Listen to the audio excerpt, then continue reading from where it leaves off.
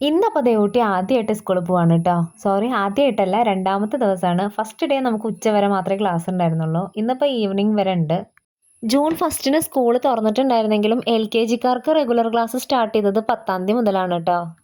എണീക്കാനും ready ആവാനൊന്നും ശ്രീകുട്ടർ അത്ര മടി ദേവൂട്ടിക്ക് ഇല്ലാത്തതുകൊണ്ട് തന്നെ അവൾ രാവിലെ നേരത്തെ നല്ല കുട്ടിയായിട്ട് എണീറ്റിട്ട് കുളിയൊക്കെ കഴിഞ്ഞിട്ട് ബ്രേക്ക്ഫാസ്റ്റ് കഴിക്കാനിരുന്നേ.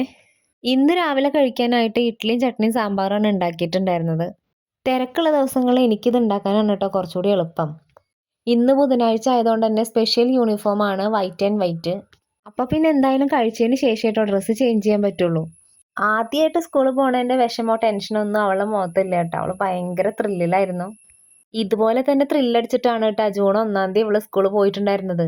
ഇവരെ രണ്ടുപേരെയും ഓട്ടോയിൽ വിട്ടിട്ട് ഞാൻ കുറച്ച് കഴിഞ്ഞിട്ടാണ് സ്കൂളിൽ എത്തിയിട്ടുണ്ടായിരുന്നത്.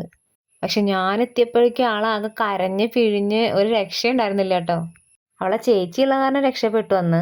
വല്ലാണ്ട് വാശി പിടിച്ചപ്പോൾ ടീച്ചർമാർ ശ്രീകുട്ടിയുടെ അടുത്ത് അവളെന്നെ കൊണ്ടാക്കിയിരുന്നു. ഇവളുടെ കരച്ചിൽ കണ്ടിട്ട് ശ്രീകുട്ടിയും കരയാൻ തുടങ്ങിയിട്ടുണ്ടായിരുന്നു കേട്ടോ. മഴ സീസൺ ആയതുകൊണ്ട് തന്നെ ഇപ്പോൾ ഷൂസ് ഒന്നും നിർബന്ധമില്ല. മഴ മാറിക്കഴിഞ്ഞാൽ പിന്നെ ഷൂസ് സോക്സ് ഒക്കെ നിർബന്ധമാണ്.